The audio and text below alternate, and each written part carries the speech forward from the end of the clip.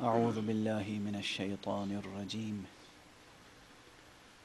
بسم الله الرحمن الرحيم. الحمد لله رب العالمين، والصلاة والسلام على أشرف الخلائق أجمعين، سيدنا وسيد الأولين والآخرين، حبيبنا وحبيب إله العالمين، إمام المرسلين وخاتم النبيين، أبي القاسم المصطفى محمد.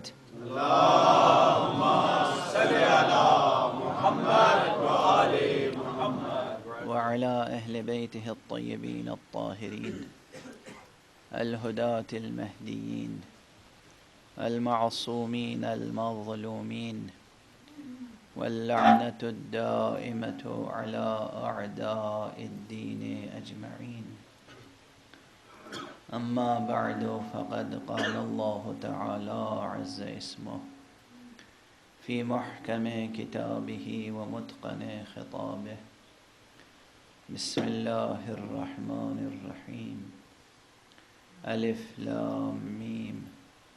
أحسب الناس أن يتركوا أن يقولوا آمنا وهم لا يفتنون. صدق الله العلي العظيم. اللهم صل على محمد وآل محمد.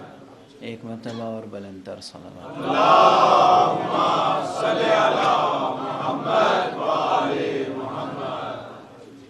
اور درود پڑھتے ہوئے پہلے ہی ذرا آگے آ جائیے آپ حضرات. اللهم صل على محمد وآل محمد. اللهم صل على محمد وآل محمد. عزیزان گرامی، سورہ مبارکہ عنکبوت کی ابتدائی آیتیں سرنامہ گفتگو ہیں. قرآن مجید کی کوئی بھی آیت کہیں سے تلاوت کی جائے، میں عرض کر چکا ہوں کہ وہ ذکر محمد و آل محمد علیہم الصلاۃ والسلام سے مربوط ہو جاتی ہے، اور اس کا سبب یہ ہے کہ خود قرآن مجید وجود کتبی انسان کامل ہے. یہ بات بھی متعدد بار مختلف پیرائے میں عرض کر چکا ہوں، مختلف پیرایوں میں عرض کر چکا ہوں کہ قرآن مجید خود وجود کتبی انسان کامل ہے. اگر قرآن مجید کو مجسم دیکھنا ہو، محسوس پیکر میں دیکھنا ہو، بولتا ہوا قرآن، سانس لیتا ہوا قرآن، نماز پڑھتا ہوا قرآن، جہاد کرتا ہوا قرآن، تو پھر انسان کامل کی زیارت کر لیجیے. وہ انسان کامل کی ذات جس ذات گرامی پر انسان کامل کا لفظ، یہ اصطلاح مکمل طور پر اطلاق ہوتا ہے جس فرد پر، بلا شک و بلا شبہ و بلا ریب وہ ذات حضرت ختمی مرتبت محمد مصطفیٰ صلی اللہ علیہ وسلم حضور کی ذات گرامی انسان کامل.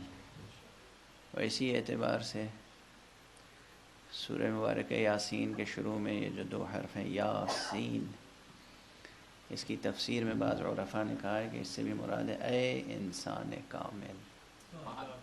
یاسین یعنی اے انسان کامل. خطاب حق اولاً و بالذات انسان کامل سے ہے، اور یہی انسان کامل ہے جو واسطہ فیض حق ہوتا ہے مخلوقات کے لیے. وہ خود اس کی حیثیت یہ ہے کہ وہ صادر اول ہے، وہ مخلوق اول ہے. صادر اول و مخلوق اول کی شان ہی کچھ اور ہوتی ہے. صادر اول، مخلوق اول، باقی تمام مخلوقات کے لیے واسطہ فیض ہوتا ہے. اس کے توسط سے فیض پہنچتا ہے. اس کی ایک محسوس مثال جو ذہنوں میں رہ جائے، یہ نہ شرک ہے، نہ کفر ہے، نہ بدعت ہے. اس کی محسوس مثال یہ ہے، بالکل محسوس مثال بچوں کو بھی یاد ہو جائے گی. پوتا دادا کا بیٹا ہی تو ہے، مگر ممکن نہیں ہے کہ درمیان سے باپ کا وجود ہٹا دیا جائے.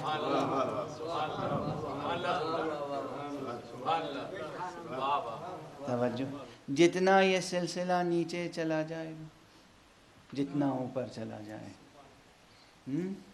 جتنا سلسلہ نیچے چلا جائے، کوئی زید ہے، اس کا بیٹا عمرو ہے، اس کا بیٹا بکر ہے، اس کا بیٹا خالد ہے، اس کا بیٹا کوئی ہے، اس کا بیٹا کوئی ہے، یہ سلسلہ چلا جا رہا ہے. آخری سلسلے پہ جا کے ٹھہر جائیے.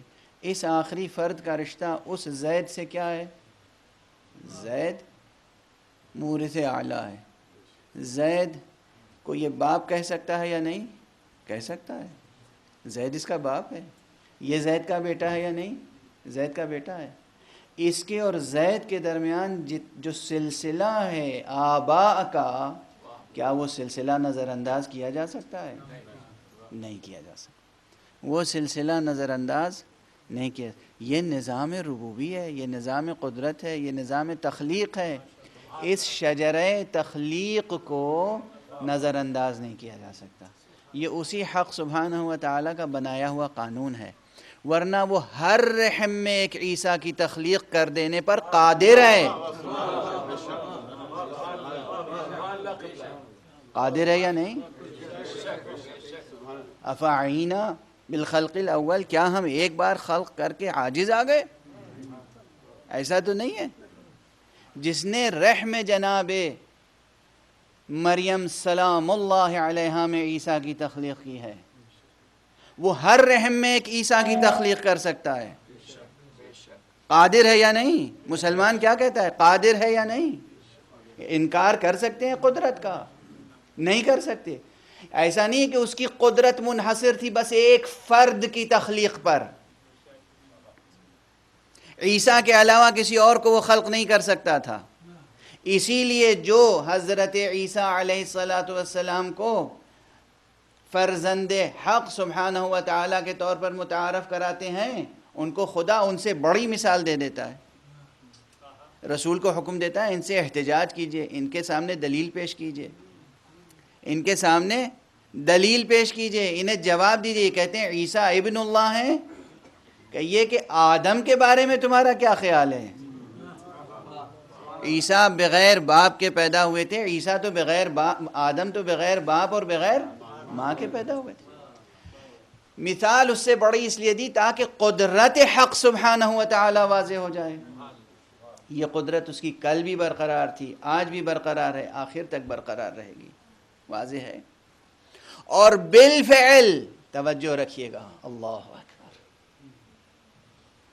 جو لوگ اہل اللہ ہیں، جو لوگ اولیاء اللہ ہیں، جو لوگ عاشقان خدا ہیں، وہ قیامت سے گھبراتے نہیں ہیں. قیامت کا اشتیاق ہے انہیں، وہ مشتاق ہیں قیامت کے.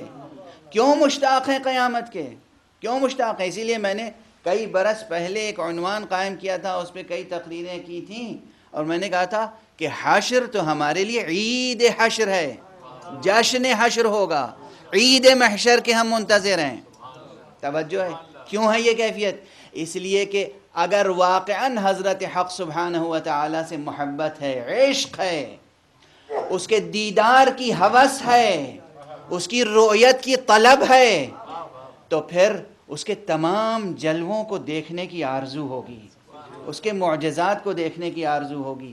اس کے فیوض و برکات کو دیکھنے کی آرزو ہوگی، اس کی تجلیوں کو دیکھنے کی آرزو ہوگی، اور روز حشر وہ روز ہوگا کہ جس طرح آدم کو اللہ نے بغیر ماں باپ کے خلق کیا تھا، اسی طرح ہر فرد کو خاک سے پیدا کرے گا۔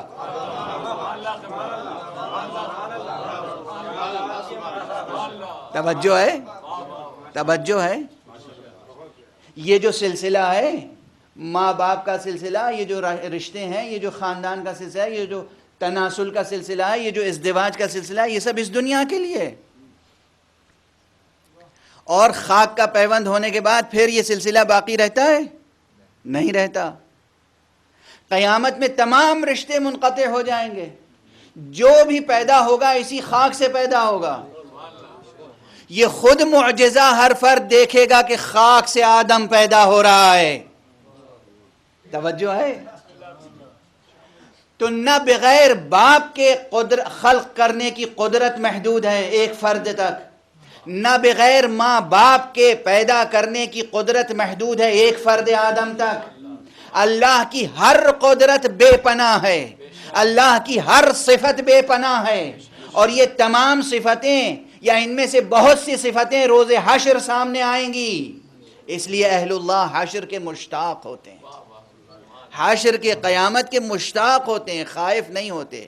لیکن اس وقت اس دار دنیا میں ایک آدم کی مثال پیش کرنے کے باوجود، ایک عیسیٰ کی مثال پیش کرنے کے باوجود، عام نظام کیا رکھا ہے؟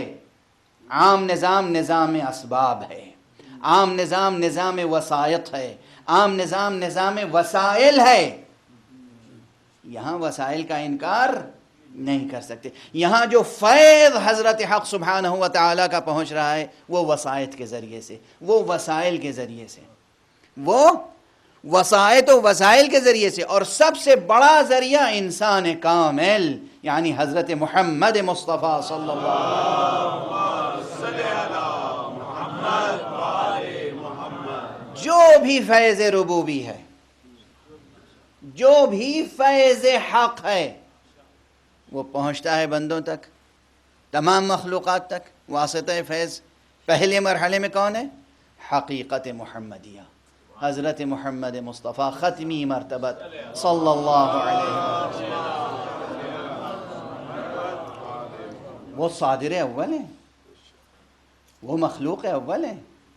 اور جب انہوں نے کہا کہ اول ما خلق اللہ نوری، سب سے پہلے اللہ نے جو چیز خلق فرمائی وہ میرا نور ہے، یہاں جب نوری فرمایا تو یہ ایک فرد محمد ابن عبداللہ کا نور نہیں ہے تنہا، یہ حقیقت محمدیہ مجتمع ہے، یعنی اہل بیت محمد صلی اللہ علیہ وآلہ وسلم۔ یہ نور یعنی وہ نور مصطفیٰ، اس میں نور مرتضیٰ شامل ہے، اس میں نور زہرا موجود ہے، اس میں نور حسن موجود ہے، اس میں نور حسین موجود ہے۔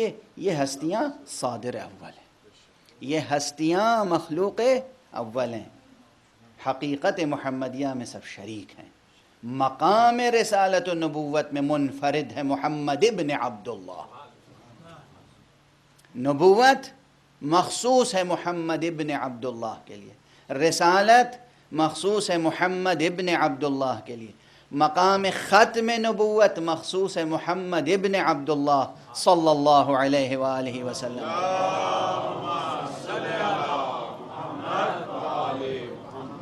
لیکن جو ذات مصطفی ہے، جو صفات مصطفیہ ہیں، اس میں یہ انوار مقدسہ، یہ ذوات مقدسہ، یہ نفوس طیبہ و طاہرہ سب شریک ہیں، برابر کے شریک ہیں، برابر کے شریک ہیں۔ جو علم مصطفیٰ ہے وہ علم مرتضیٰ ہے، جو علم مصطفیٰ و مرتضیٰ ہے وہ علم زہرا ہے، جو علم مصطفیٰ و مرتضیٰ و زہرا ہے وہی علم حسن مجتبیٰ ہے، وہی علم حسین سید الشہداء ہے۔ اس میں کسی قسم کی بحث کی گنجائش نہیں ہے، نہ ثبوتاً نہ اثباتاً۔ اب یہ جو میں نے ثبوتاً و اثباتاً کی اصطلاح استعمال کی، ظاہر ہے آپ حضرات کے لیے بعض حضرات یہ سمجھیں گے کہ اس طرح کے الفاظ مترادف استعمال کرتا ہوں اور گویا لفظوں کا خطیبانہ استعمال ہے۔ نہیں، علمی بحث جہاں ہوتی ہے وہ جانتے ہیں کہ ثبوتاً اور اثباتاً اس کے معنی الگ الگ ہیں۔ مقام ثبوت یعنی فی الواقع وہ چیز وہاں ہے تکوینی اعتبار سے، وجودی اعتبار سے۔ مقام اثبات یعنی اس کی موجودگی کا اعلان بھی کیا گیا، بتایا بھی گیا، ہمارے پاس اطلاع بھی موجود ہے، دلیل خارجی بھی موجود ہے۔ توجہ ہے، توجہ ہے۔ اب میں ایک جملہ عرض کروں، حقیقت محمدیہ کے لیے خود ذات محمد ابن عبداللہ گویا مقام ثبوت ہے، اور ذات علی ابن ابی طالب مقام اثبات ہے۔ ہمیں تو خود محمد عربی صلی اللہ علیہ وآلہ وسلم کے بہت سے اوصاف علی کے ذریعے معلوم ہوئے۔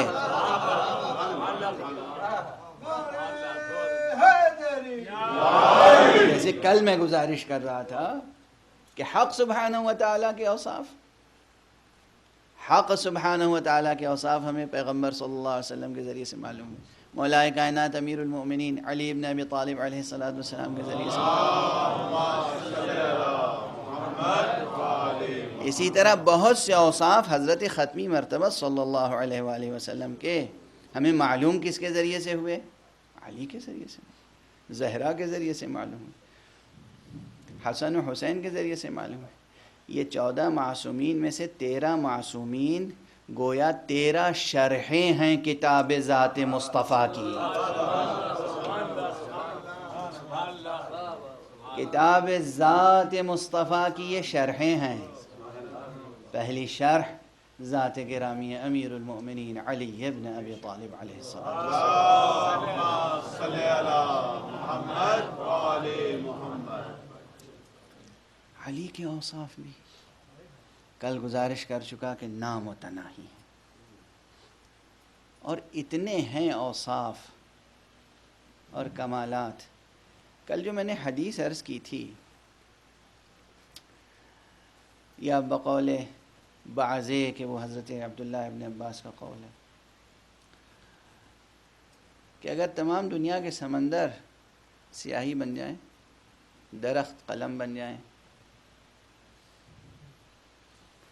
اور تمام انس و جن لکھنے والے بن جائیں، تو علی کے اوصاف لکھ نہیں سکتے۔ اس میں ہرگز کوئی مبالغہ نہیں۔ قبل ولادت سے لے کر ولادت تک، ولادت سے لے کر بیعت مصطفیٰ تک صلی اللہ علیہ وسلم، بعثت تک، بعثت سے لے کر ہجرت تک، ہجرت سے لے کر وفات پیغمبر تک، وفات پیغمبر صلی اللہ علیہ وآلہ وسلم سے لے کر شہادت امیر المؤمنین علی ابن ابی طالب علیہ السلام تک۔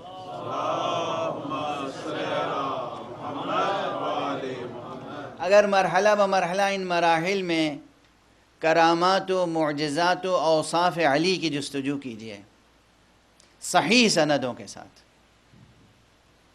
تو اور پھر ان اوصاف میں تعمق کیجیے۔ ایک وصف سامنے آتا ہے، راوی ایک بات بیان کرتا ہے، اس ایک بات میں 1000 باتیں ہوتی ہیں،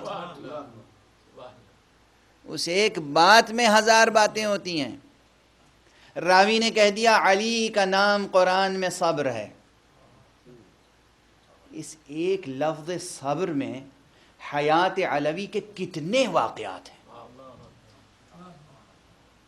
کتنے واقعات ہیں۔ مجھے خیال آتا ہے بہت پہلے کسی مقام پر تمثیل و تشبیہ کے ذریعے سے میں نے ایک وضاحت کی تھی کہ دنیا یہ سمجھتی ہے کہ علی دنیا کے شجاع ترین فرد تھے، بلا شک بلا شبہ۔ بعض مورخین عامہ نے یہ کہا ہے کہ علی کی شجاعت معجزات خدا میں سے ہے، شجاعت علی معجزات حق میں سے ہے۔ جس کی شجاعت معجزات حق میں سے ہوگی اس کا علم کیسا ہوگا اور اس کا صبر کیسا ہوگا؟ دنیا سمجھتی ہے کہ علی شجاع ترین فرد ہیں. دیکھیے لفظ ترین جو لگ جاتا ہے نا کسی صفت کے ساتھ، سپرلیٹو ڈگری، اس کو لوگ اسی کو سمجھتے ہیں مبالغہ. عام ذہن اسی کو مبالغہ سمجھتا ہے، اور یہ بلا شبہ مبالغہ ہے عام انسانوں کے حق میں. اگر عام انسانوں کے حق میں ہو تو مبالغہ ہے. اس کے مبالغے کی صفت ختم ہو جاتی ہے جہاں معصوم کا نام درمیان میں آ جائے. توجہ ہے؟ جہاں معصوم کا قدم درمیان میں آیا اس کی مبالغے کی صفت ختم ہو گئی. ہما شما کے لیے مبالغہ، آپ کسی صاحب کسی بڑے طاقتور کے لیے کہیے ارے صاحب وہ تو اس وقت دنیا کا شجاع ترین فرد ہے، یہ مبالغہ ہوگا، اس لیے کہ حصر بھی ممکن نہیں ہے. عقل کہتی ہے ہو سکتا ہے بھئی ہمارے سامنے اس کی بہادریاں سامنے آئی ہیں، ہو سکتا ہے کوئی کہیں بیٹھا ہو گوشہ و کنار میں جو اس سے زیادہ قوت رکھتا ہو، مگر ہمیں اس کا علم نہ ہو. کسی کے علم اور علم ہونے کی بحث چھڑ جائے، کسی کے لیے شہرت ہو جائے فلاں صاحب عالم ہے، عرفاً تسلیم کیا جا سکتا ہے عالم ہے، لیکن اس امکان کا انکار نہیں کیا جا سکتا کہ کوئی ان سے بھی بڑا عالم ہوگا جو کہیں گوشے میں گوشہ نشیں ہوگا، ہمیں اس کا علم نہیں ہے. اس لیے کہ ان کی عالمیت کا اعلان کس نے کیا؟ انسانوں نے. شجاعت کا اعلان کس نے کیا؟ انسانوں نے. ہمارا علم محدود ہے، ہمارا علم ناقص ہے، ہم اصول استقراء کی بنیاد پر کسی کو چنتے ہیں، اور اگر کسی کے بارے میں وہ اعلان کرے کہ جو خالق ہے، خالق کا اعلان حجت ہے. خالق تمام مخلوقات کو جانتا ہے، کون کیا ہے، کس میں کیا صفتیں ہیں، کس کو ہم نے کیسا خلق کیا ہے، کس میں کیا صفتیں ہیں، کس میں کیا صفتیں نہیں ہیں. اگر وہ منتخب کر لے کسی کو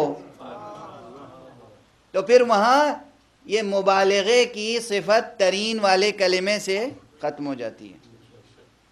علی بلا شبہ شجاع ترین شخص، بلا شبہ اعلم ہیں، صابر ترین ہیں، لیکن علی کی ایک خاص صفت ہے، اور وہ یہ ہے کہ علی نے شجاعت کو نظر مولا کر دیا، صبر کو اپنے لیے اختیار کر لیا.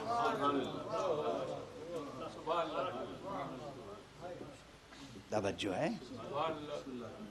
علی کی شان، علی کی سیرت، مولا کائنات کا کردار، زندگی کے ساتھ آپ کا برتاؤ، اہل دنیا کے ساتھ آپ کا تعامل. شجاعت، لوگ اپنے حقوق کو حاصل کر لیے شجاعت کا اظہار کرتے ہیں، لوگ اپنی ذات کو منوانے کے لیے اپنے علم کا اظہار کرتے ہیں، لوگ اپنا کلمہ پڑھوانے کے لیے سخاوت کا اظہار کرتے ہیں. توجہ ہے؟ لوگ کس لیے سخاوت کرتے ہیں؟ تاکہ ان کا اعتراف کیا جائے. لوگ کس لیے علم کا اظہار کرتے ہیں؟ تاکہ ان کا اعتراف کیا جائے. اور اگر اعتراف نہیں کیا جاتا تو پھر شجاعت کا اظہار کرتے ہیں، قوت کا استعمال کرتے ہیں. یعنی جو کچھ صفتوں کا اظہار کرتے ہیں اپنی ذات کو منوانے کے لیے، اور اگر ان کی ذات کو قبول نہ کیا جائے، اس کا کلمہ نہ پڑھا جائے، اس کا اعتراف نہ کیا جائے تو صبر نہیں کر پاتے. وہاں صبر کا دامن چھوڑ دیتے ہیں، اور جب سمجھائیے تو کہتے ہیں دیکھتے نہیں ہیں میں اتنا صاحب علم ہوں، یہ میرا اعتراف نہیں کرتے. دیکھتے نہیں ہیں میں ان پہ کتنا خرچ کرتا ہوں، صرف کرتا ہوں، پرورش کرتا ہوں، یہ میرا اعتراف نہیں کرتے. غور فرما رہے ہیں آپ؟ اپنی ذات کا جب انکار کوئی کرتا ہوا دیکھتا ہے تو پھر صبر کا دامن ہاتھ سے چھوٹ جاتا ہے. یہ ساری دنیا کے لوگوں کا کام ہے، مگر علی کے ہاں یہی کردار بدلا ہوا ملتا ہے، مکمل طور پر بدلا ہوا ملتا ہے. یہیں سے سمجھ میں آتا ہے کہ یہ علی عام طرح کے بشر نہیں ہیں.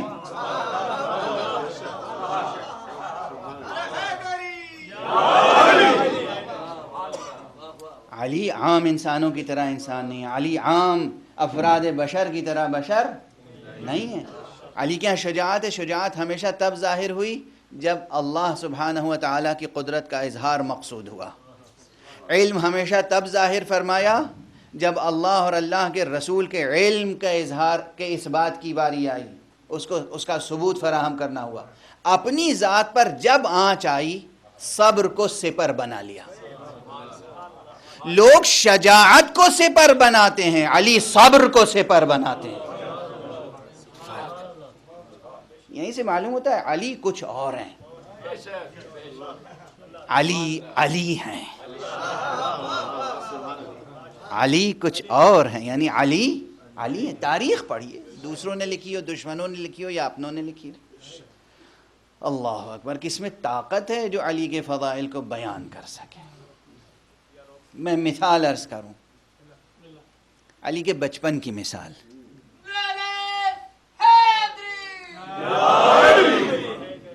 آپ کا ذہن تو گیا ہوگا صرف گہوارے تک کہ اژدر آ گیا اور چیر کے 2 ٹکڑے کر دیا۔ میں حیوان کی بات نہیں کر رہا ہوں، میں مشرکین و کفار کے ان بچوں کی بات کر رہا ہوں جنہیں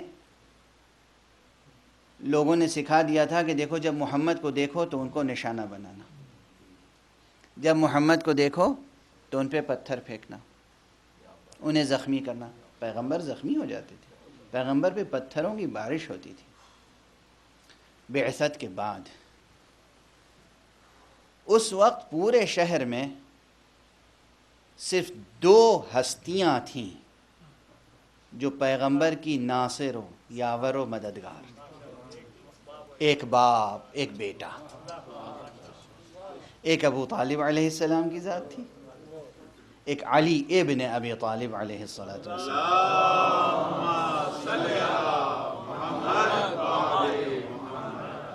ایک باپ ایک بیٹا۔ علامہ ابن ابی الحدید معتزلی کا ایک قصیدہ ہے بہت مشہور عربی میں، 7 قصیدے ان کے بہت مشہور ہیں ولایت اہل بیت میں۔ اس میں ایک قصیدہ ہے عربی میں کہ ظاہر ہے وہ عربی کے شاعر تھے، عربی کے ادیب تھے، اور اس قصیدے کا لطف آپ نہیں لے سکتے ورنہ وہ قصیدہ پڑھنے کا جی چاہتا ہے، جس میں انہوں نے فرمایا کہ اگر یہ 2 باپ بیٹے نہ ہوتے تو اسلام اپنے قدموں پہ کھڑا نہیں ہو سکتا تھا۔ اسلام اپنے قدموں پہ کھڑا نہیں ہو سکتا تھا۔ بہرحال ایک طرف ابو طالب ناصر اور ایک طرف علی ابن ابی طالب۔ علی ابن ابی طالب بھی بچے تھے، بڑوں کا جواب بڑا دیتا تھا، بچوں کا جواب یہ بچہ دیتا تھا۔ امیر المومنین علیہ السلام کے انداز یہ بیان کیے جاتے ہیں کہ یہ رسول کے آگے آگے جاتے تھے، اور جب کوئی بچہ چاہتا تھا کہ رسول کے ساتھ گستاخی کرے تو آگے بڑھ کے اور اس کی کلائی مروڑ دیتے تھے۔ اور اس لیے اسی بچپن کے زمانے سے لوگوں کو علی کا خوف دلوں میں بیٹھ گیا تھا۔ خوف، عداوت اور ایک طرح سے نفرت جو نسلاً بعد نسل چلی آ رہی ہے۔ اب ایک سوال میں آپ سے تیزی سے کر لوں کہ دیکھیے یہیں اسی منبر پہ میں بیٹھا ہوں، اس شہر میں ہوں، اگر سب کو معلوم ہو، اگر کافی لوگ میرے مخالف ہو جائیں، دشمن ہو جائیں، اور کوئی میرا ناصر و یاور و مددگار و محافظ نہ ہو، تو لوگوں کے لیے، دشمنوں کے لیے کام آسان ہے، جو چاہیں گے کر لیں گے۔ اور اگر کوئی ایک ناصر و یاور و مددگار ہے، ایک جو ہر طرح سے میری حفاظت کر رہا ہے، تو اب اس تمام بھیڑ کی، اس پورے مجمع کی، اس پورے گروہ کی نظر اس پر زیادہ ہوگی۔ کوشش یہ ہوگی کہ پہلے انہیں درمیان سے ہٹا دو، پھر انہیں تو دیکھ ہی لیں گے، اس لیے کہ وہ تو ہاتھ میں اسلحہ اٹھاتے ہی نہیں ہیں۔ توجہ فرما، انہیں ہم نے دیکھا ہے، وہ تو ہاتھ میں اسلحہ اٹھاتے ہی نہیں ہیں۔ اس مثال سے یہ واضح ہے کہ اس وقت مکے میں پیغمبر صلی اللہ علیہ وآلہ وسلم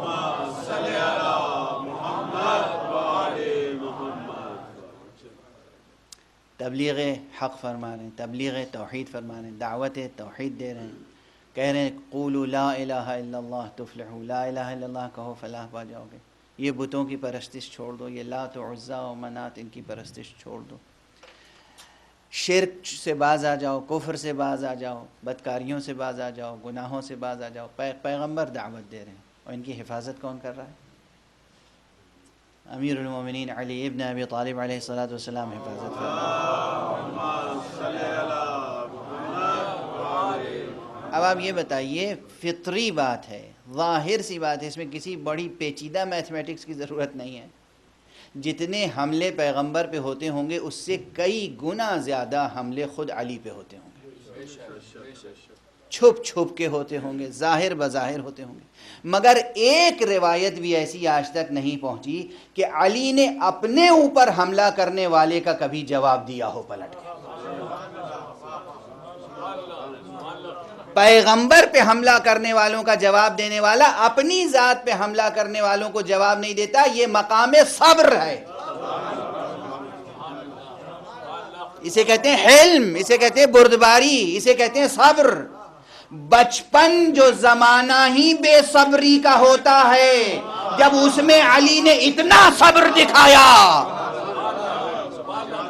تو جوانی میں کیسا صبر ہوگا، بڑھاپے میں کیسا صبر ہوگا۔ مگر بچوں کو صبر آتا ہے؟ آپ بتائیں، کتنا ہی ذکی ذہین متین بچہ ہو، بچہ ہے عام نقطہ نظر سے، بچے کو کہیں صبر آتا ہے، قرار آتا ہے؟ بچپن میں اگر علی کو اتنا صبر ہے تو پھر اس کے معنی ہے کہ اگر قرآن مجید نے علی کا نام ہی صبر رکھ دیا تو علی اس نام گرامی کے مستحق تھے۔ معنی صبر مجسم ہو جاتے ہیں ذات علی ابن ابی طالب میں۔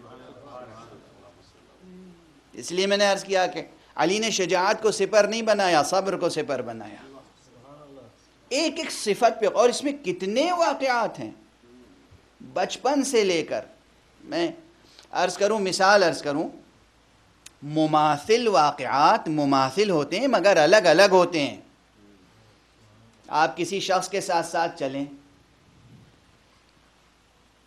اس کی سوانح عمری لکھ رہے ہوں، وقائع نگاری کر رہے ہوں، آپ دیکھیں گے ایک جگہ ایک شخص ملا، اس شخص نے ان سے گستاخیاں کی مگر یہ پی گئے، یہ ایک واقعہ ہوا۔ اس کے بعد دوسرے مقام پر کوئی اور شخص ملا، اس نے گستاخیاں کی، یہ پھر حلم و بردباری سے برداشت کر گئے، یہ دوسرا واقعہ ہوا۔ اسی طرح اگر 100 واقعے ہوں گے تو 100 واقعے ہوں گے،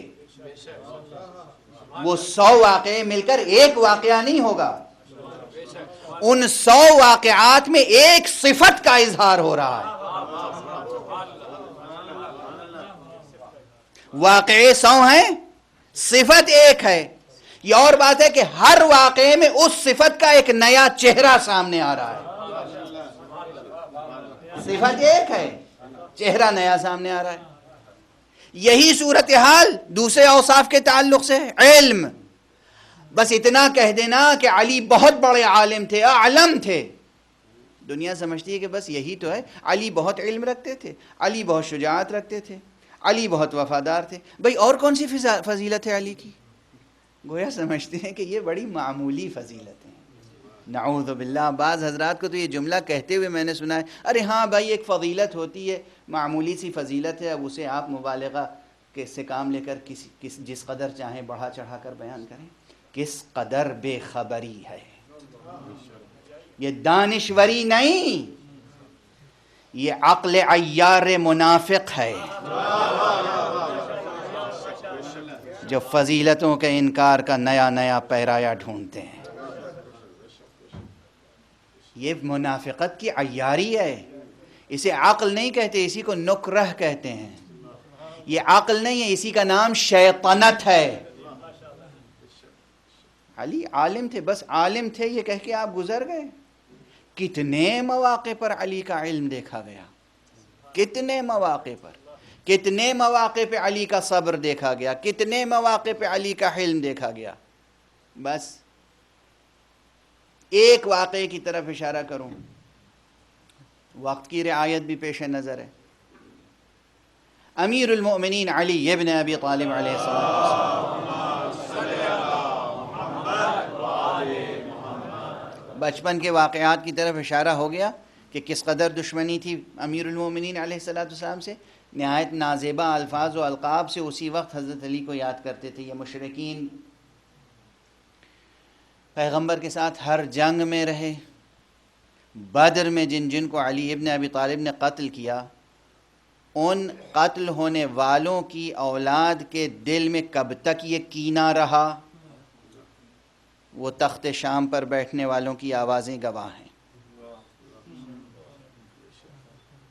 ابھی مقام مصائب نہیں ہے، لیکن آپ کا ذہن پہنچ گیا اس منزل تک کہ واقعہ کربلا کے بعد باغی شام کے بیٹے نے کیا کہا تھا کہ آج میرے وہ آبا و اجداد ہوتے، وہ بزرگ ہوتے جو بدر میں قتل ہو گئے تھے، تو خوش ہوتے اور دیکھتے کہ محمد کی آل سے میں نے کیسا بدلہ لیا ہے۔ اللہ اکبر! اس سے بڑھ کے بھی کیا کوئی کفر کا کلمہ ہو سکتا ہے؟ اس سے بڑھ کے بھی کیا کوئی کفر کا کلمہ ہو سکتا ہے؟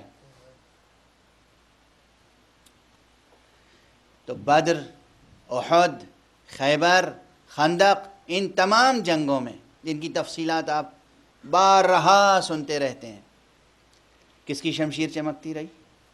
علی ابن ابی طالب کی۔ اور جیسے ہی پیغمبر کی آنکھیں بند ہوئیں، یہ شمشیر نیام میں چلی گئی۔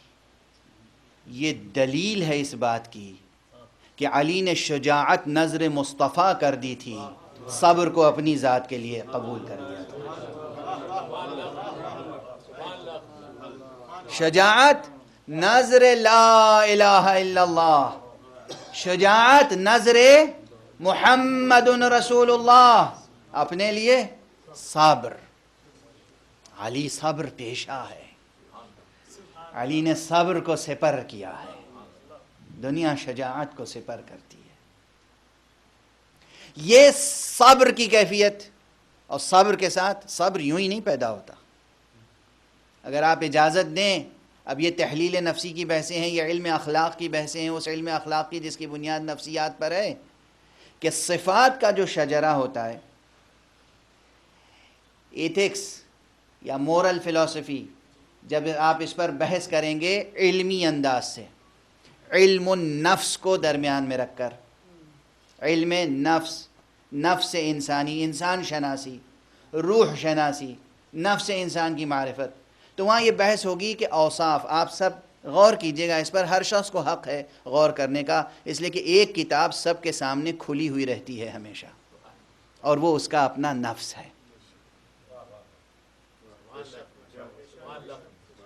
ایک کتاب ہر شخص کے سامنے ہمیشہ کھلی رہتی ہے، اور وہ کتاب کیا ہے؟ اس کا اپنا نفس، اپنی ذات۔ آپ جستجو کیجئے کہ یہ اوصاف، یہ کوالٹیز، یہ جتنی خصلتیں، یہ جتنی صفتیں آپ کے ذات میں پائی جاتی ہیں یا کسی کی ذات میں پائی جاتی ہیں جن کا آپ تذکرہ سنتے رہتے ہیں، علم ہے، شجاعت ہے، عدالت ہے، سخاوت ہے، یہ جتنی صفتیں ہیں، پورا شجرہ صفات کا، اس میں اصل کیا ہے؟ تخم کی حیثیت کس کو حاصل ہے؟ پہلی صفت کیا ہے؟ کس صفت سے دوسری صفت کا اکھوا پھوٹتا ہے؟ ٹھیک ہے نا؟ یہ قابل غور بات ہے یا نہیں؟ علمی بات بھی ہے۔ جو لوگ سیر و سلوک کے شائق ہیں، عرفان عملی کے راستے پہ گامزن ہونا چاہتے ہیں، ان کے لیے بھی یہ مسئلہ ہے۔ سب سے پہلے کون سی صفت پیدا کریں جس سے دوسری تمام صفتیں پروان چڑھیں؟ اہم بحث ہے۔ آغاز کہاں سے ہو؟ ابتدا کہاں سے ہو؟ جہاں تک میری آواز جا رہی ہے، جوانان عزیز، بزرگان محترم، میری مائیں بہنیں سن رہی ہیں، غور فرمائیں۔ آپ اپنے آغوش میں جن بچوں کو تربیت دے رہے ہیں یا دے رہی ہیں، غور فرمائیں کہ کس طریقے سے صفات کی تخم ریزی کی جائے، شجر اخلاق کی کو سینچا کیسے جائے، زمین طبیعت بشری میں، زمین طبیعت انسانی میں، نفس انسانی میں کس بیج کو بویا جائے، پہلے کیسے تمام صفتیں پروان چڑھیں گی۔ ہو سکتا ہے بعض حضرات جواب دیں محبت،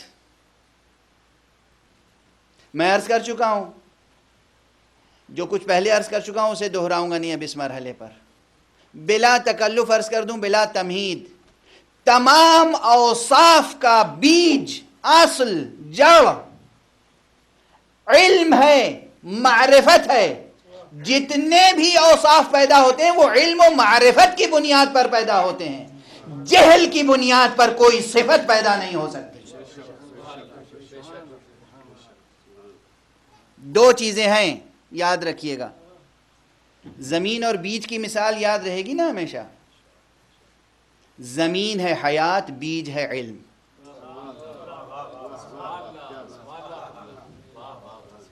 زمین ہے حیات، زندگی، بیج ہے علم۔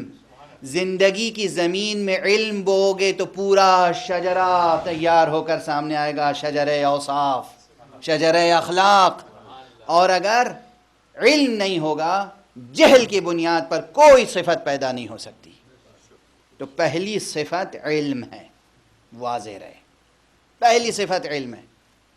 علم جب ترقی کرتا ہے اور مختلف زندگی کے شؤون میں، زندگی کے مختلف مراحل میں، زندگی کے مختلف برتاؤ میں، زندگی کے مختلف تعامل میں علم ظہور کرتا ہے تو کہیں سخاوت وجود میں آتی ہے، کہیں شجاعت وجود میں آتی ہے، کہیں صبر وجود میں آتا ہے۔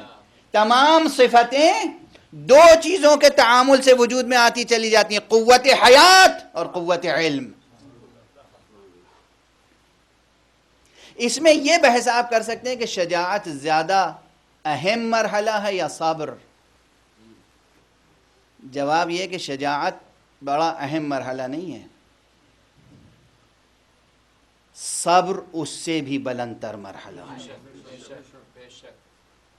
جوانان عزیز، آپ ہمیشہ اپنی شجاعت کے اظہار کے لیے بیتاب رہتے ہیں، خوہ صبر پیدا کیجئے۔ صبر ہر مرحلے میں، ہر مرحلے میں، ہر مرحلے میں۔ فتح اظہار شجاعت پر ہمیشہ نہیں ہوتی، قوت صبر کی بنیاد پر فتح حاصل ہوتی ہے۔ میدان جنگ میں صبر کی قوت نہ ہوگی تو قدم نہیں ٹکے گا، قدم نہیں ٹکے گا تو شجاعت کا ہاتھ تلوار اٹھا نہیں سکے گا۔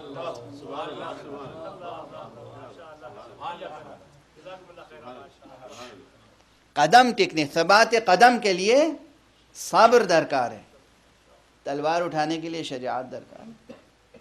یہ سمجھیے کہ یہ دونوں صفتیں ایک دوسرے سے مربوط ہیں۔ اب یہ بحث بہت پہلے کر چکا ہوں اور اس مرتبہ آپ کے سامنے کیفیتیں ہیں میری،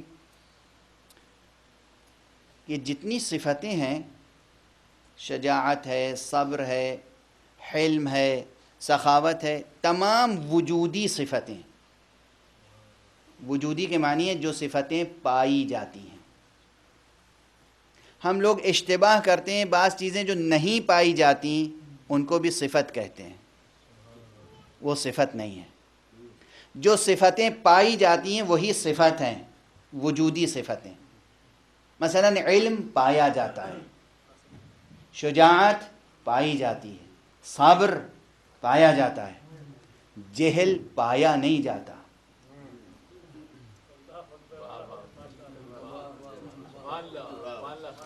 ہم کہتے ہیں کہ فلاں شخص میں جہل پایا جاتا ہے، وہ جہل پایا نہیں جاتا۔ جہل پایا جاتا ہے کہ معنی ہے کہ اس ظرف میں علم نہیں پایا جاتا۔ علم کے نہ ہونے کا نام جہل ہے، شجاعت کے نہ ہونے کا نام بزدلی ہے، سخاوت کے نہ ہونے کا نام بخل ہے۔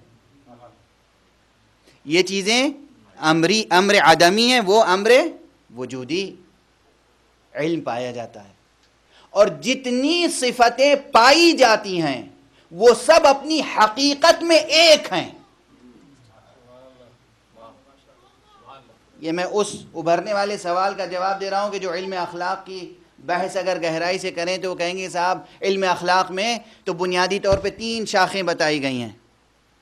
جی مجھے علم ہے اس کا، وہ ایلیمنٹری علم اخلاق کی کتابیں میں بھی پڑھ چکا ہوں، لیکن آپ سے عرض کر رہا ہوں کہ وہ تمام صفتیں جو پائی جاتی ہیں دراصل وہ ایک ہیں، ایک ہیں، تعدد ہے ہی نہیں.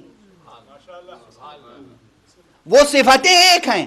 مقام ظہور میں کثرت پیدا ہوتی ہے، مقام اثبات میں کثرت پیدا ہوتی ہے، مقام ثبوت میں کثرت نہیں ہوتی، وحدت ہوتی ہے. شجاعت اسی صفت اصلی کی طرف پلٹ کے جائے گی جس کا نام صبر ہے، صبر اسی صفت اصلی کی طرف پلٹ کے جائے گا جس کا نام شجاعت ہے. شجاعت اور صبر وہاں ہی پایا جائے گا جہاں علم ہوگا. جہاں علم نہیں ہوگا نہ صبر ہوگا نہ شجاعت ہوگی. دست ادب جوڑ کے عرض کر رہا ہوں ایک جملہ، جہاں علم نہیں ہوگا نہ صبر ہوگا نہ شجاعت ہوگی. جملہ عرض کر رہا ہوں، جہاں علم نہیں ہوگا نہ شجاعت ہوگی نہ صبر ہوگا. یعنی جہاں علم نہیں ہوگا نہ وہاں تلوار چلائی جائے گی نہ میدان میں قدم ٹھہرتے ہوئے نظر آئیں گے.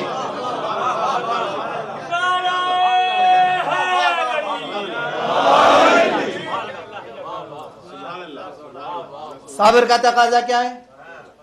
کم سے کم تلوار نہیں چلا رہے ہیں تو میدان میں ٹکیں تو صحیح، ٹھہریں تو صحیح. شجاعت کا تقاضا کیا ہے؟ بڑھ بڑھ کے تلوار تو چلائیں. اور یہ دونوں صفتیں نہیں ہوں گی اگر علم نہیں ہوگا.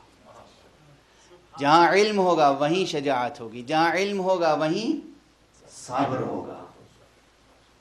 تمام اوصاف ایک ہیں، اور یہ تمام اوصاف جس ذات میں اپنی پوری کثرت اور پوری وحدت کے ساتھ ظاہر ہوئے اس کا نام ہے علی. کاش یہ جملہ محفوظ رہ جائے. یہ تمام اوصاف جس ذات میں اپنی مکمل وحدت کے ساتھ ظاہر ہوئے وہ علی ہے، اور جس میں اپنی مکمل کثرت کے ساتھ ظاہر ہوئے وہ علی.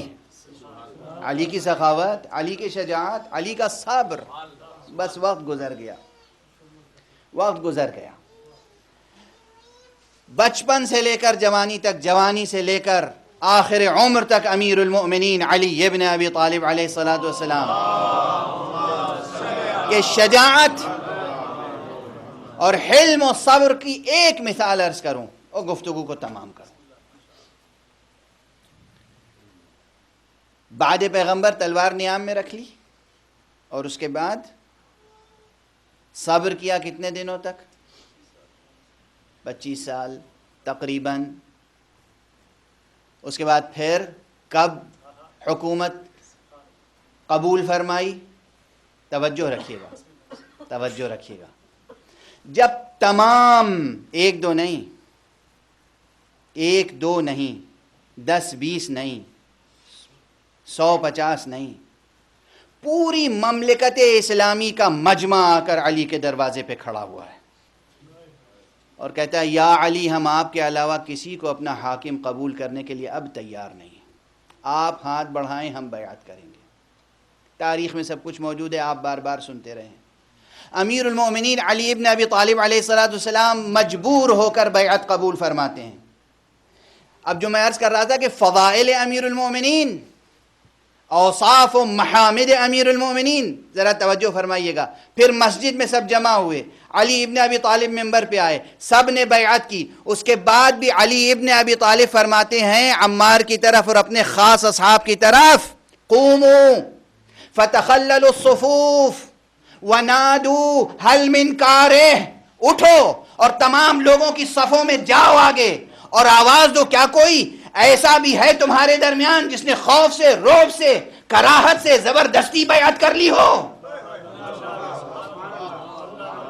سب نے آزادی سے بیعت کی ہے نا. اللہ اکبر. ایک تنہا یہ فضیلت کیا کم فضیلت ہے؟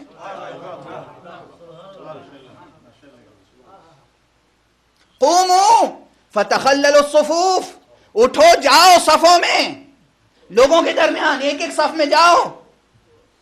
ونادوا، اور آواز دو، حل من کارہ، کیا کوئی ہے جس نے کراہت سے بیعت کی ہو؟ اللہ اکبر، اللہ اکبر. خود یہ اعلان ایک عظیم معجزہ ہے کہ نہیں؟ کتنا بڑا مجمع تھا، اس مجمع میں کیسے کیسے تھے؟ سب عالم نہیں تھے، سب دانشمند نہیں تھے، سب عباد نہیں تھے، سب زہاد نہیں تھے، مختلف قسم کے لوگ، مختلف بلاد و امصار کے لوگ. آواز دو، کوئی ہے ایسا ان میں سے جس نے کراہت سے بیعت کی ہو؟ حجت تمام کرتے ہیں علی. دوسرا معجزہ جہاں علم بھی ظاہر ہو رہا ہے، اور کس درجے کا علم. علی ابھی یہیں بیٹھے ہیں، اور اس کے بعد جناب عمار اور ابو الہیثم سے کہا جاؤ بیت المال. توجہ رکھیے گا، جاؤ بیت المال اور جتنے لوگ ہیں ان سب کو 3 دینار تقسیم کر دو، اور 3 دینار میرے لیے میرا حصہ الگ کر لینا. توجہ رکھیے گا، توجہ رکھیے گا. جب عمار اور ابو الہیثم گئے ہیں تو جانے کے بعد لوگوں کو گنا، دیکھا 1 لاکھ ہیں. بیت المال میں درہم گنا، دیکھا 3 لاکھ ہے. عمار نکلے کہا لوگوں سنو، خدا کی قسم علی کو نہ تمہاری تعداد کا علم تھا بظاہر، نہ بیت المال میں کتنا مال تھا اس کا علم تھا، مگر علی نے کہا جاؤ سب کو 3 دینار دینا، میرا 3 دینار الگ رکھ لینا.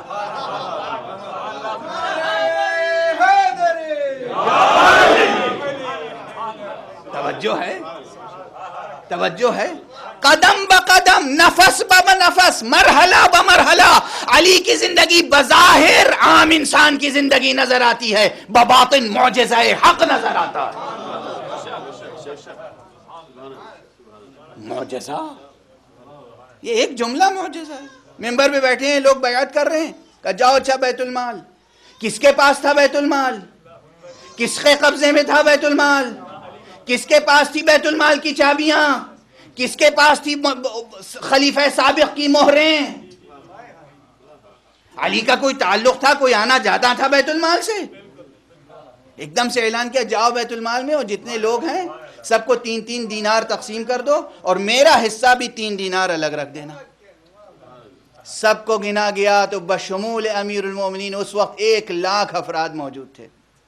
بیت المال میں درہم دینار گنے گئے تو 3 لاکھ دینار.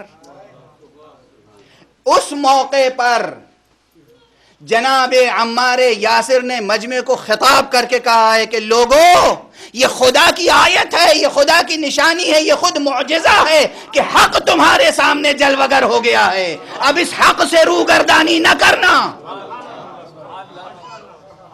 حق جلوگر ہے، حق جلوگر ہے، پیکر علی میں حق جلوگر ہے. بس اس طرح سے ایک ایک واقعے کی طرف اگر اشارہ کیا، ایک ایک واقعہ عام انسان کے لیے کوئی بات ہی نہیں ہے. ہر مرحلہ علی کا.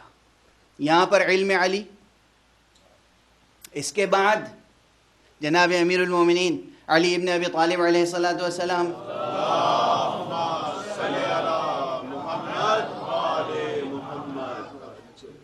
جنگ جمل کے لیے جب تشریف لے گئے ہیں تو ایک مرحلے پہ رک گئے، کہا رک جاؤ، رک جاؤ یہاں پر. دیکھو یہاں پر آ کر ہم سے کوفے سے آنے والا لشکر ملحق ہوگا، اور اس میں 1000 افراد ہوں گے، نہ ایک کم نہ ایک زیادہ. اللہ اکبر، اللہ اکبر. توجہ ہے. اس کے بعد یہ سب تاریخ میں ہے.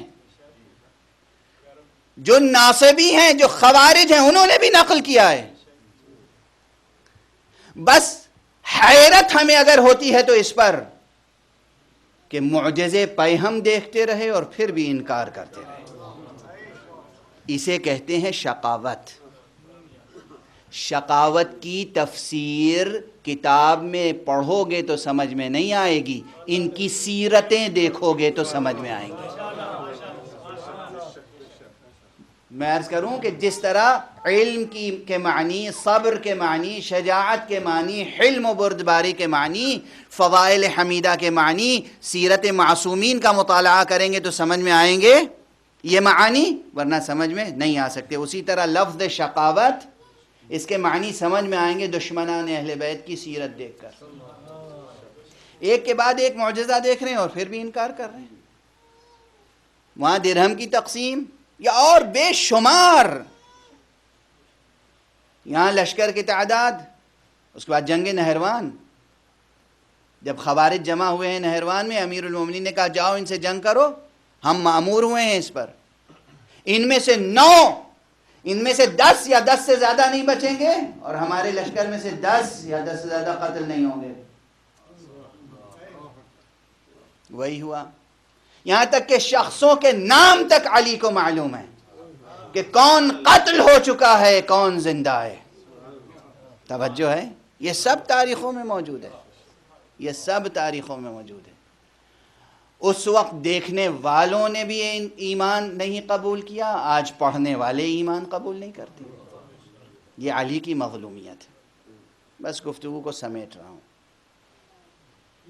امیر المومنین کی ذات گرامی میں علم، شجاعت، سخاوت، عدالت، حلم، کرم، غربا پر شفقت جس درجے پر ہے، اس درجے پہ سوائے ذات گرامی مصطفیٰ کے کوئی دوسری شخصیت نظر نہیں آتی. یہ خود واسطہ فیض الہی ہیں، یہ خود مظہر حق ہیں، یہ خود اپنے وقت میں انسان کامل ہیں. مگر اس انسان کامل کے ساتھ دنیا نے کیا کیا؟ بس آپ حضرات کے سامنے تو میں جسے کہتے ہیں کہ سینے پہ پتھر رکھ کے فضائل پڑھتا رہا اتنی دیر، ورنہ میں دیکھ رہا ہوں کہ سب پہ تقریباً آغاز مجلس سے سوگواری کی کیفیت ہے. اس لیے سوگواری کی کیفیت ہے کہ گزشتہ شب آپ علی کا تابوت اٹھا چکے ہیں، شبیہ ہے تابوت امیر المومنین برآمد کر چکے ہیں. آپ سب علی کا ماتم کرنا چاہتے ہیں، علی پہ نوحہ پڑھنا چاہتے ہیں. علی اور اولاد علی، محمد اور آل محمد وہ ہیں کہ ان کے غم کے علاوہ کسی غم میں گریہ کرنا مومن کو زیب نہیں دیتا. گریہ کرنا ہے تو انہی پہ کرنا ہے، مصائب یاد کرنے ہیں تو انہی کے مصائب یاد کرنے ہیں، نوحہ پڑھنا ہے تو انہی کا نوحہ پڑھنا ہے، مرثیہ پڑھنا ہے تو انہی کا مرثیہ پڑھنا ہے. ہمیں زیب نہیں دیتا کہ ان کے مصائب کے علاوہ کسی کے مصائب پڑھیں، ان کے غم کے علاوہ کسی اور کے غم میں ہم اشک بہائیں. یہ ہمیں زیب نہیں دیتا، یہ ہمیں زیب نہیں دیتا. علی کا درجہ کس قدر بلند ہے، علی کس قدر غربا کی پرورش کرتے آئے ہیں. علی نے خاموشی سے کتنے لوگوں کی پرورش کی ہے یہ کون جانتا ہے. کبھی کبھی کہیں کوئی واقعہ سامنے آ گیا تو ثبوت فراہم ہو گیا کہ ہاں علی اس طرح سے پرورش کیا کرتے تھے کہ کسی کو علم بھی نہیں ہوتا تھا، اندازہ بھی نہیں ہوتا تھا. یہ روایت ہر سال آپ کے سامنے پڑھی جاتی ہے. اس وقت بھی گزارش کر رہا ہوں، کس قدر دل کو تڑپا دیتی ہے یہ روایت. جب امیر المومنین کو سپرد لحد کر کے جناب امام حسن اور امام حسین واپس آ رہے تھے، چند افراد ہیں. پہلے تو اسی پہ غور فرمائیے کہ علی کا لاشا بھی خاموشی سے سپرد لحد کیا گیا، امیر المومنین کا جنازہ بھی خاموشی سے سپرد لحد کیا گیا ہے. سب کو اس وقت معلوم نہیں تھا کہ واقعاً علی کہاں دفن کیے گئے. دفن کر کے جب واپس تشریف لا رہے ہیں حسنین تو دیکھا کہ ایک خرابے سے کسی کے رونے کی، مسکین ہوں، مسکین کے پاس بیٹھا ہوا ہوں، میں بھی ایک درد مند ہوں، درد مند کے پاس بیٹھا ہوا ہوں، میں خدا کا ایک بندہ ہوں، اللہ کے ایک بندے کے پاس بیٹھا ہوا ہوں. لیکن 3 دن سے وہ شخص نہیں آیا ہے. امام حسن نے یہ جواب سن کر ہی بلک بلک کے رونا شروع کیا اور کہا یہ شخص وہ کوئی اور نہیں تھا، وہ جو اپنے کو مسکین کہتا تھا وہ امیر المؤمنین تھا. وہ شخص جو اپنے کو غریب کہتا تھا وہ علی ابن ابی طالب تھا، کوئی اور نہ تھا. وہ شخص بلک بلک کے رونے لگا. امیر المومنین میری خبر گیری کرنے آتے تھے، امام المتقین میرے سرانے آتے تھے، ہائے مجھ سے کیا غفلت ہوئی، کیا گستاخی ہوئی. میں نے ان سے خدمتیں لی ہیں. امام حسن نے کہا نہیں نہیں, تجھ سے کوئی گستاخی نہیں ہوئی, یہ ان کی عادت تھی. ہم اہل بیت مصطفیٰ, ہم معمور ہیں اللہ کی طرف سے غربا کی, مسکینوں کی, لاوارثوں کی خبر گیری کرنے پر. اس نے ایک مرتبہ پوچھا اچھا پھر یہ بتائیے وہ 3 دن سے کیوں نہیں آئے؟ بس تجھے یہ علم نہیں ہے, 3 دن سے وہ اس لیے نہیں آئے کہ فرق مبارک پر ضربت لگی. سجدگاہ پیشانی پر جہاں نشان سجدہ تھا وہاں سے خون کا فوارہ جاری ہوا. میرا بابا تھا وہ, میں حسن ابن علی ہوں,